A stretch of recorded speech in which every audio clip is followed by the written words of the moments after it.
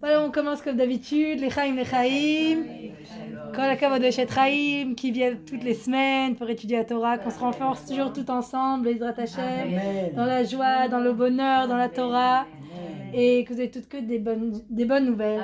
D'abord, toujours des bonnes nouvelles, une bonne santé, une longue vie, et du nachat des enfants, des petits-enfants, et que des bonnes choses. Amen. Amen, amen, lechaim. Alors avant de commencer, j'ai 2 annonces à faire aujourd'hui. Alors Bezrat Hashem, la 4e bougie de Hanouka, qui sera à peu près dans 2 semaines, c'est ça, c'est à peu près dans 2 semaines. Donc Bezrat Hashem, la 3e bougie de Hanouka en fait, c'est et la Skara de mon papa, Zechron Evracha, et mon anniversaire. Mazal tov. Voilà, ça fait 18 ans et demi. Plaisir, hein, c'est pas comme les grands-mères. Donc Bezrat Hashem, on fêtera l'occasion Bezrat Hashem chez moi à la maison. Donc mercredi soir, ça va tomber le 21 décembre, Bezrat Hashem.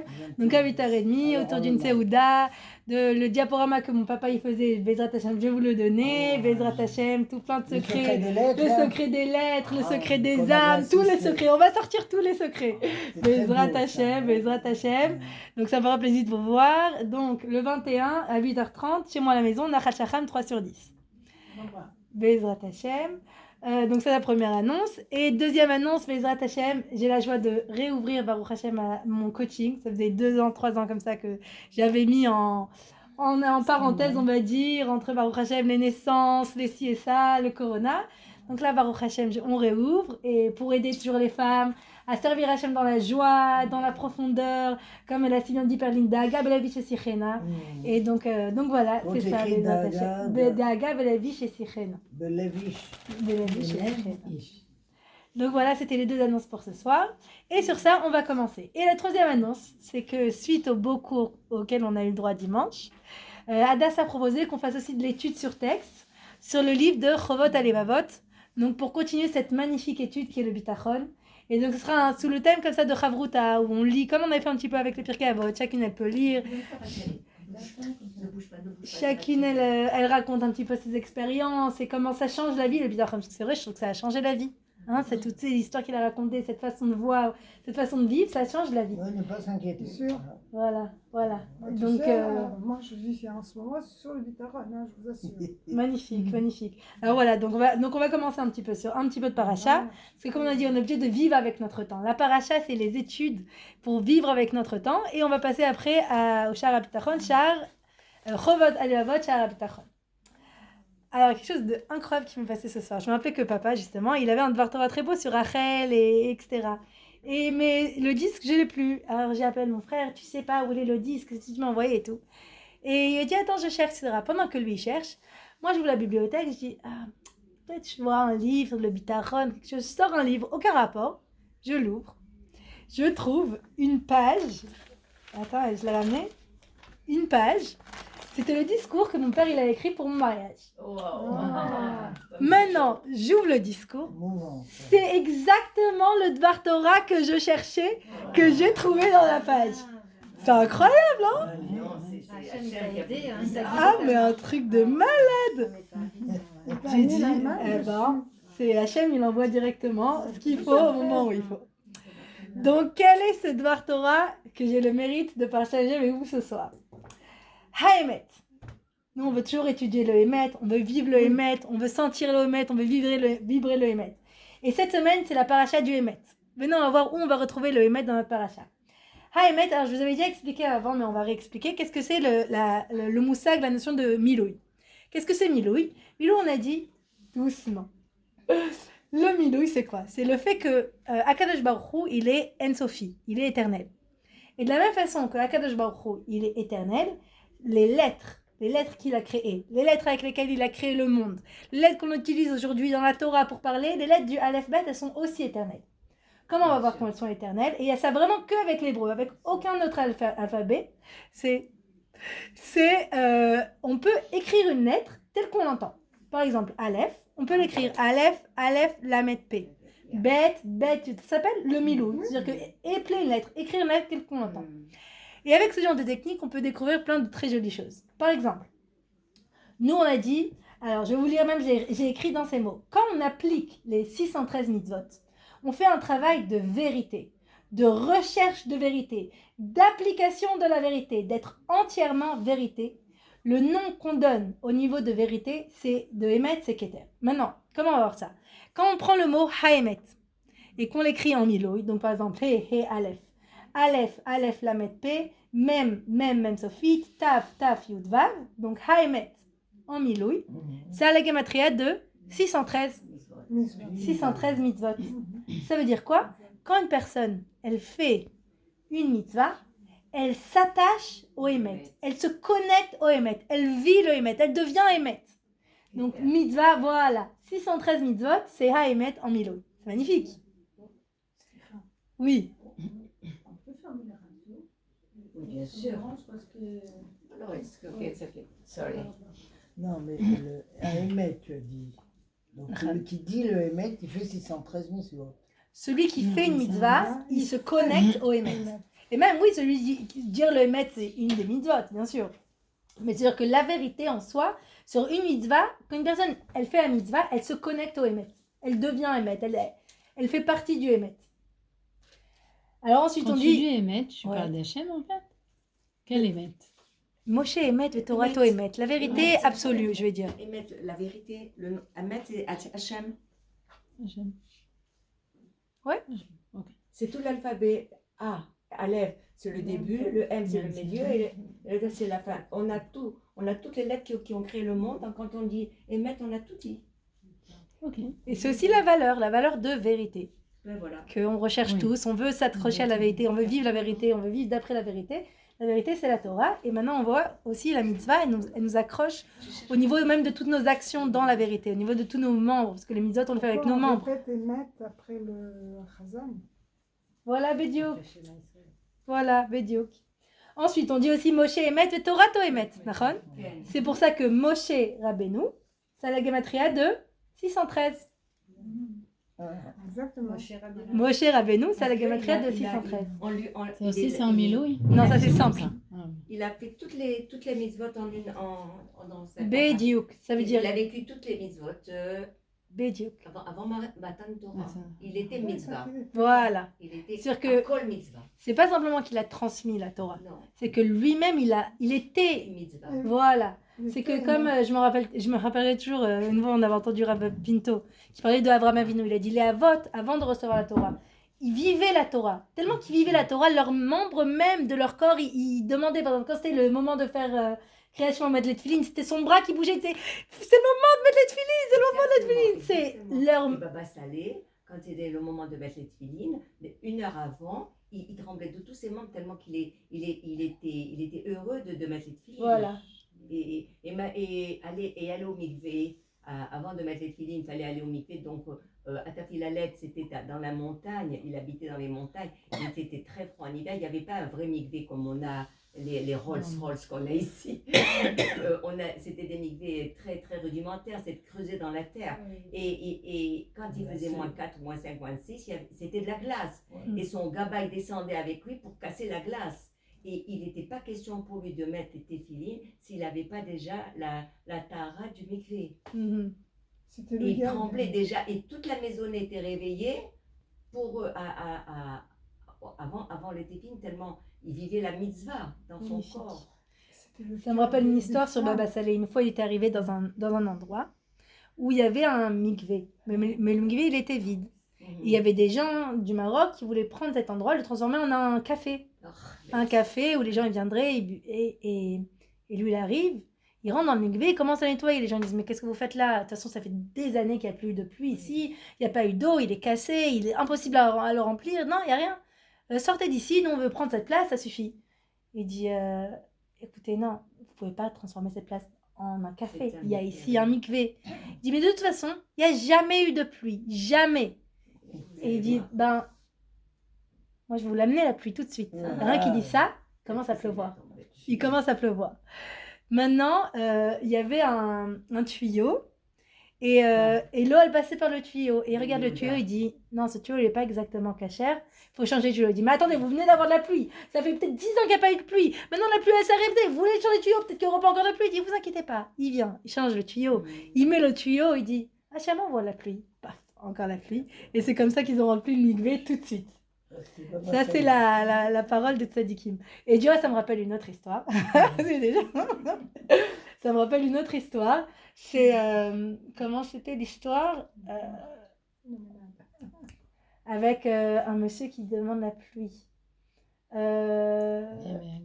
Comment? Non, pas avec Roniel Hagel. C'était un monsieur... Bon, je ne me rappelle plus, mais c'est pas grave. Ça m'a rappelé une autre histoire. C'était un monsieur. Il savait pas très bien lire, etc. Oui. Alors, toute sa prière, il lisait le Sidour, depuis le début du Sidour jusqu'à la fin du Sidour. Tous les jours. Il ne savait pas qu'est-ce qu'il fallait lire, qu'est-ce qu'il ne fallait pas lire. Et le Baal Shem Tov, il est arrivé chez lui. Il lui dit, attends, viens, je vais t'apprendre qu'est-ce qu'il faut lire, qu'est-ce qu'il ne faut pas lire. Et donc, il lui met des petits mots. Ça, c'est pour lundi, ça, c'est pour mardi, ça en fait ci, ça fait ça. Il dit, ah, merci beaucoup. Maintenant, je veux savoir comment on fait la prière, comme il faut, etc. Il ferme le Sidour, le Baal Shem Tov, il part. Il prend son Sidour, il le bouge un peu. Tous les papiers, ils tombent. Oh là là, mais comment je vais faire? Je sais plus. Comment on prie pas? Qu'est-ce qu'il faut faire? Il était paniqué. Il dit, je suis obligé d'aller retourner voir le Baal Shem Tov. Il prend son Sidour en panique, il prend tous les papiers en panique, il court. Maintenant, le Baal Shem Tov, il est déjà avancé. Il court. Et de loin, il voit le Baal Shem Tov qui est à côté d'un fleuve. Le Baal Shem Tov, il sort sur un petit tapis. Il met sur le fleuve. Il se met sur le tapis. Il traverse le tapis. Le monsieur, il voit ça. Il dit, il prend un tapis. Il le met sur le fleuve. Il se met sur le fleuve. Il traverse le fleuve. Et il court après le Baal Shem Tov. Il dit, Baal Shem Tov, tous mes papiers, ils sont tombés, vous devez m'aider, je vous en supplie. Il dit, attends, mais qu'est-ce que tu fais là? Comment tu es arrivé ici? Il dit, mais quoi, comment je suis arrivé? Comme vous. Il dit, quoi, comme moi? Attends. Il dit, je vous ai vu, vous avez mis le tapis, vous êtes monté dessus. J'ai fait la même chose. Il dit, continue à prier comme tu fais, c'est parfait. C'est excellent. Pas de problème. Comme quoi, le plus important, c'est les personnes qui vont prier avec tout leur cœur, Soit des fois, les gens me disent, mais je ne sais pas exactement comment je dis, mais le plus important, c'est la prière elle-même. C'est pas forcément si c'est dur, c'est pas dur, combien je dis pas. C'est le fait même qu'une personne, elle se réveille et qu'elle dise, Akadosh Baruch Hu, aide-moi, Akadosh Baruch Hu, je t'aime. Bédiouk, c'est le plus important. Donc voilà, Bédiouk. Donc ça, c'est sur les Baba Salé et les Tfilot, la force de la Tfila. Donc on était donc à Moshe Rabbeinu 613. Maintenant, aussi quand on écrit le mot Chochma, aussi en Milouï, ça aussi la Gematria de 613. Chochma, Chaf, Chet, Mem, He. Chaf, Chet, סליחה, חף מם ה'. Ça fait 613. En milouï. Ça fait aussi 613. Pour dire ce que nous appliquons quand nous travaillons la Torah, les mitzvot, que nous l'intégrons complètement, nous appliquons en fait la chorma, le Emet, et grâce à ça la Kedusha. C'est pour ça qu'on dit le chormat Emet. Maintenant, il y a quelque chose de magnifique. Il y a quelque chose de magnifique dans le fait qu'on sait que donc Yaakov, il a rencontré Rachel et il a dit, je vais travailler pour toi 7 ans. Pourquoi 7 ans exactement? On va découvrir maintenant le secret, pourquoi Davka, Yaakov, il a dû travailler pour Rachel 7 ans. On dit que Yaakov, il représente Torah chez Béalpé, la Torah écrite. Et que Rachel, elle représente Torah chez Birtav. Torah, non, Yaakov chez Birtav. Non. Voilà, et Rachel chez Béalpé. Voilà, c'est ça. Donc Rachel chez Béalpé. Donc en fait, on a Yaakov qui dit, moi je veux acquérir la Torah chez Béalpé. Donc comment on acquérit aujourd'hui la Torah chez Béalpé? On fait le chasse. On fait Dafayomi. Combien de temps ça fait pour faire Dafayomi? 7 ans. 7 ans. D'accord? Donc en fait, Yaakov, il dit, moi je vais apprendre le Dafayomi. D'accord? Maintenant, comment on va trouver le Dafayomi dans la paracha de notre semaine? Donc le Dafayomi, la Torah chez Béalpé, c'est le Emet. C'est le Emet, la Torah du Emet, Chochmat HaEmet, ça s'appelle. Quand on va prendre le mot HaEmet et qu'on va le mettre cette fois-ci en 3e milouï, ça a la gamatria de 2802. Et 2802, c'est exactement la valeur du passage qui dit Vayehav Yaakov et Rachel.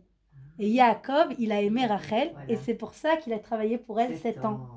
Et de la même façon qu'un homme pour acquérir la Torah chez Béal Pé, il doit le faire comme Yaakov, avec amour. Et c'est pour ça qu'on dit que pour lui, ça lui paraît cette année comme un jour. Parce que le Daf Ayomi, chaque jour pour toi, c'est un nouveau jour. Et c'est pour ça que finalement, quand on voit comment Yaakov, il a travaillé avec tellement d'amour et avec tellement de passion pour avoir Rachel, c'est comme ça qu'on apprend comment apprendre la Torah.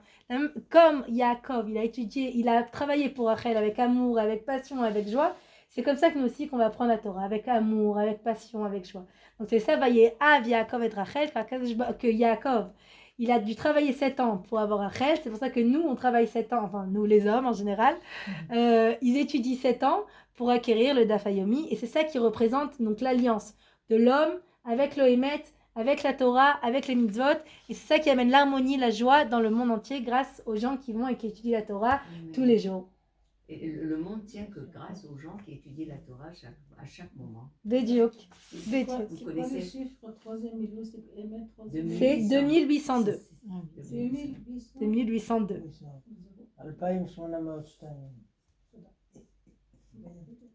Donc ça, c'était le joli chidouche que je voulais partager avec vous ce soir. Voilà. Qui n'est pas de moi, hein, qui est de mon papa. C'est Chono Libracha. Alors ensuite, donc ça aussi un autre chidouche, ça je vous l'ai dit plusieurs fois, mais bon c'est la paracha donc je peux pas ne pas parler de ça. Donc on a dit comment ça se fait que Yaakov, dès qu'il a vu Rachel, tout de suite il savait que c'était sa femme. Qu'est-ce qu'il se rappelait quand on a déjà beaucoup parlé de ça? Ça doit être un Gilgoul, non? Voilà. Je sais plus. Rava. Voilà. Rava. Oui. Donc Yaakov c'était le Gilgoul de Adam. Voilà. Ah, Ouais. Alors on dit comment ça se fait? Yaakov, on voit ça. dès qu'il a vu Rachel, tout de suite, il a vu, il a embrassé, il a pleuré, il a dit « Veux-tu te marier avec moi ?» La plus belle amour qu'il y a, même les films de Hollywood, ils n'ont pas réussi à la cheville de cette magnifique histoire d'amour qu'il y a entre Yaakov et Rachel. C'est vrai, ouais. C'est magnifique, c'est beau, c'est pur. Et en même temps, il a pleuré. En l'embrassant, il a vu le Khurban de Beth Amikdash. Voilà. Ouais, c'est ça, en même donc temps. c'est le coup de foudre du premier regard. Donc, qu'est-ce qui a créé cette bel amour entre Yaakov et Rachel? Et donc c'est une question que j'avais posée. Voilà, encore les chidours. Parli, mais là, mes chidourim. Non, il en fait tout seul. Il n'y a pas de chatranique. Ah bon? C'était le puits, le chatran.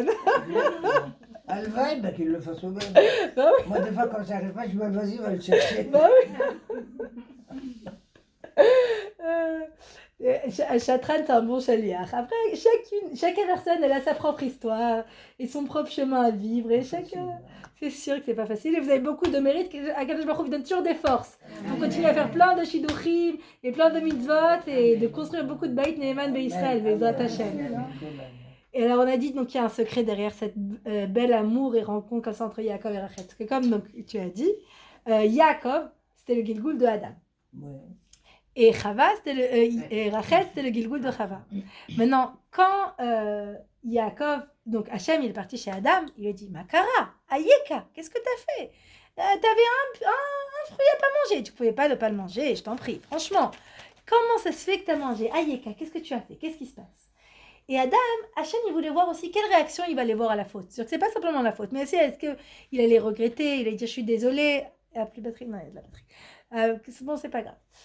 Est-ce que je suis désolée? Comment je fais pour réparer? Qu'est-ce que je dois faire? Qu'est-ce qui se passe? Mais au lieu de faire tout ça, qu'est-ce qu'il a dit? C'est à cause de cette femme-là que tu m'as donnée. Que tu m'as donnée. Donc il a rejeté la faute et sur sa femme et sur Dieu lui-même. Donc qu'est-ce qu'il a dit à Hachem? Mais tu comprends pas. Pas simplement tu prends pas la responsabilité, mais tu rejettes pratiquement cette femme-là que je t'ai donnée. Alors qu'au contraire, tu aurais dû la défendre. Tu aurais dû faire l'homme, quoi, que voilà. Il dit, alors, en plus, cette femme à Chava Imenu, on dit qu'elle était magnifique, la première femme de l'histoire. En plus, il n'est pas comme s'il avait... C'était la seule femme au monde. Il n'est pas, peut-être je me suis trompée de Chidour, peut-être que c'était celle-là, celle d'avant, celle d'après. Et en plus, il n'avait même pas de belle-mère. Il n'a pas apprécié. C'était l'amour absolu. Voilà. Non, sans doute, mais oui. On dit qu'un jour, il y a un homme, il est rentré. Il y a un jour, un homme est rentré dans la banque. Et il y a un chaudel qui est rentré après lui. Et le chaudel dit, viens, il prend, etc. Mais moi, j'ai il dit, t'as vu quelque chose, toi? Il dit, oui, j'ai tout vu, vous avez pris tout l'argent. Paf, il le tirait dessus. Après, il a le dit, t'as vu quelque chose, toi? Il dit, moi, j'ai rien vu. Mais ma belle-mère, elle a tout vu. Oh là là, la pauvre belle-mère. La pauvre belle-mère. Donc lui, il n'avait pas de belle-mère, il n'a pas compris, il n'a pas apprécié. Non, il avait le père, le gros. Oui, bon. Qui le veut Le pas. gros patron, là-haut. Oui, le grand patron. C'est pour ça qu'il lui a dit. Donc il a dit, mais t'as pas apprécié ce que c'était cette femme-là qui était magnifique, faite par les mains d'Akadosh Baruch Hu. Il dit, t'as pas su apprécier ce que tu avais, maintenant tu dois revenir et travailler dur pour recevoir ce qui t'est dû. Ça lui était dû, c'était sa femme. Mais comme il l'a pas apprécié la première fois, là il a dû travailler dur pour la recevoir. Et c'est pour ça qu'il a vu tout de suite, il a compris que c'est sa femme. Mais il a dû travailler 7 ans. Après 7 ans, au lieu de Rachel, il s'est marié avec Léa. Et donc après, bon, il s'est marié une semaine après avec Rachel, mais encore il a dû retourner travailler 7 ans. Et donc après, il y a Léa, elle avait enfant après enfant, et Rachel, elle attendait, et avec tout ça, ils sont même pas enterrés ensemble. Et tout ça, pourquoi ? Parce qu'il n'avait pas apprécié ce qu'il avait. Et ça, c'est incroyable de penser ça. C'est-à-dire que ça nous revient Bediou Kal Mitzat Bitachon. Finalement, de savoir, Adam, il n'a pas apprécié sa femme. Et c'est pour ça qu'il a dû revenir en Gilgoul pour apprécier et travailler dur pour recevoir ce qui lui était Qui dû. n'est pas enterré avec qui Yaakov, il n'est pas enterré à côté de Rachel. Parce que même tellement qu'il n'a pas apprécié, tellement c'était dur, que jusqu'à la fin, c'était dur. Nachon. Mais là, c'est autre chose. Là, c'est le deux premiers Gilgoul, où je veux dire, c'est qu'il a dû tellement travailler dur, tellement cet amour-là, il a dû travailler dur, que même à la fin, c'est tellement dur qu'ils ne sont même pas enterrés ensemble. Dans le Gilgoul. Ouais, avec Rachel et Yaakov. Ça, entre Adam et Yaakov Avinu, Ouais. on a dit plusieurs reprises que le Neshama d'Adam Arishon, il est revenu en... Nachon. tel, je ne me rappelle plus. Nachon. Alors, Lifnei Lahagia et Yaakov, il est déjà revenu en Gilgoul. Alors, avant Yaakov... Non. T'avais pas Mais, dit chez Kol Avot, il y avait une partie, non? C'est possible chez Kol Avot. Je sais en particulier Yaakov. Mais, et du reste, la semaine dernière, on avait expliqué aussi comment... Non, je pense pas Noach. Noach, on avait... Moshe, ouais. Voilà, Noach, il est revenu en Gilgoul chez Moshe. Et on a dit aussi que Adam, il a donné 70 ans de sa vie à David. David Améler. Et la semaine dernière, on avait expliqué aussi toute l'histoire entre Yaakov et Rivka et le Nachash. Alors, je crois que vous n'étiez pas là, alors je vais le répéter un peu. Oui, Yaakov avec sa mère Rivka. Que la semaine dernière, Yaakov, il est venu, il a voulu prendre la bracha. D'accord ? Et on dit comment ça se fait que ça a dû se faire comme ça, avec de l'armoumiout, avec de la ruse. Comment ça se fait que Rivka, elle n'est pas partie, elle aurait très bien pu faire comme Sarah l'a fait. Sarah, elle a vu qu'Ishmael n'était pas bon, elle est partie voir Abraham, elle dit non, regarde, celui-là n'est pas bon, tu le renvoies. Mais Rivka n'a pas fait comme ça, elle a vu que Yitzhak, il aimait plus Esav, elle a utilisé de la ruse pour prendre la bracha. Alors pourquoi il fallait de la ruse ? Pourquoi ça s'est fait comme ça ? On dit que ça aussi c'était une réparation. Qu'est-ce qui s'est passé ? On a Chava qui s'est fait ruser par le Nachash et qui a pris de la nourriture. Qui a pris cette nourriture-là, elle l'a amenée à Adam et c'est ça qui a amené la malédiction. Et maintenant il fallait faire la réparation de cette faute. Yaakov, il amène la nourriture à son père. Voilà, comment on fait la réparation de cette faute ? On a dit que Yaakov, lui c'est le Gilgoul de Adam. Et Rivka, elle aussi, elle est le Gilgoul de Chava. Et Esav, lui, c'est la réincarnation du Nachash. Donc, est-ce qu'on a de la même façon que le Nachash, il a utilisé la ruse pour tromper Rivka. Maintenant, on va avoir pour tromper Chava. Maintenant, on va avoir Rivka qui va utiliser la ruse contre Esav afin de donner de la nourriture à Yaakov afin qu'au lieu de la klala, ça amène la bracha. Et c'est comme ça qu'elle a fait la réparation donc, du chet. Et c'est pour ça qu'il fallait la ruse. Parce que la ruse, c'était l'arme que le Nachash a utilisée. Donc maintenant, il fallait utiliser la même arme contre le Nachash. Et donc, c'est ça qui explique finalement pourquoi ça s'est passé comme ça, toute cette histoire avec